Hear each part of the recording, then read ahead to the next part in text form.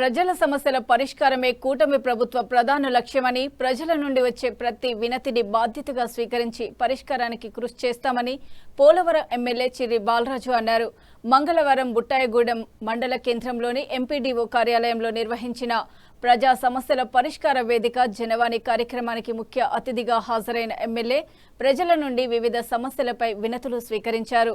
ఈ కార్యక్రమానికి విచ్చేసిన ఎమ్మెల్యే చిర్రి బాలరాజుకు అధికారులు, కూటమి నాయకులు ఘన స్వాగతం పలికారు. అనంతరం ప్రజల సమస్యలను ఒక్కొక్కటిగా తెలుసుకుంటూ సంబంధిత శాఖల అధికారులతో చర్చించి తక్షణ పరిష్కారానికి ఆదేశాలు జారీ చేశారు. ప్రధానంగా భూ సమస్యలు, రేషన్ కార్డులు, పింఛన్లు, తాగునీటి సమస్యలు, రహదారుల మరమ్మతులు, విద్యుత్ సమస్యలు, ఉపాధి హామీ పనులు, వైద్య సేవలు, గిరిజన ప్రాంతాల అభివృద్ధికి సంబంధించిన పలు వినతులు ప్రజలు ఎమ్మెల్యే దృష్టికి తీసుకొచ్చారు. ఈ సందర్భంగా ఎమ్మెల్యే చిర్రి బాలరాజు మాట్లాడుతూ ప్రజల నమ్మకంతోనే తాము ప్రజా ప్రతినిధులుగా ఉన్నామని, ప్రజలకు సేవ చేయడం తమ బాధ్యత అని అన్నారు. ప్రజలు కార్యాలయాల చుట్టూ తిరగకుండా ఒకే వేదికపై వారి సమస్యలను స్వీకరించి పరిష్కరించాలనే ఉద్దేశంతో జనవాణి కార్యక్రమాన్ని నిర్వహిస్తున్నామని తెలిపారు. కేంద్రంలో ప్రజా సమస్యల వేదికగా జనవాణి కార్యక్రమాన్ని అన్ని డిపార్ట్మెంట్ల అధికారులతో ఏర్పాటు చేయడం జరిగింది. రోజు బుట్టాయగూడెం మండలంలో ఉన్నటువంటి రోడ్లు కానీ, డ్రైనేజీలు కానీ, మంచినీటి సదుపాయాలు కానీ, కరెంటు వ్యవస్థ కానీ, ఎలక్ట్రికల్ కానీ, లేకపోతే ఇక్కడ ఉండేటువంటి అనేక సమస్యల్ని తీసుకొని ఈరోజు అన్ని డిపార్ట్మెంట్ల అధికారులు ఇక్కడ ఉండటం జరుగుతుంది.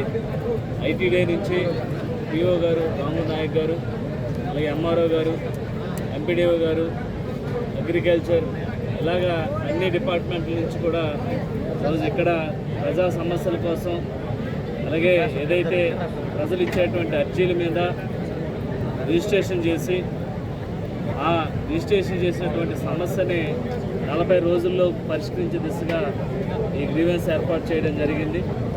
గతంలో ఏదైతే మేము ఈ కార్యక్రమాన్ని బుట్టాయగూడెం మండలంలో ఇది రెండోసారి ఏర్పాటు చేయడం జరిగింది. గతంలో 286 అర్జీలు వస్తే సుమారు 75% మొత్తం కూడా మేము ఈ సమస్యను పరిష్కరించడం జరిగింది. అలాగే ఇప్పుడు మళ్ళీ బుట్టాయగూడెం మండలంలో అనేక సమస్యలు, పెన్షన్స్ కానీ, అలాగే రోడ్స్ కానీ, ఇవన్నీ కూడా సమస్యలు మా దృష్టికి రావడం జరుగుతుంది. సంబంధిత అధికారితో వెంటనే ఆ ప్రపోజల్స్ తీసుకొని ఆ సమస్యలు పూర్తయ్యే విధంగా ఈరోజు ఎన్డీఏ కూటమి పార్టీ తరఫున ఈ జనవాణి కార్యక్రమాన్ని ఏర్పాటు చేశాం.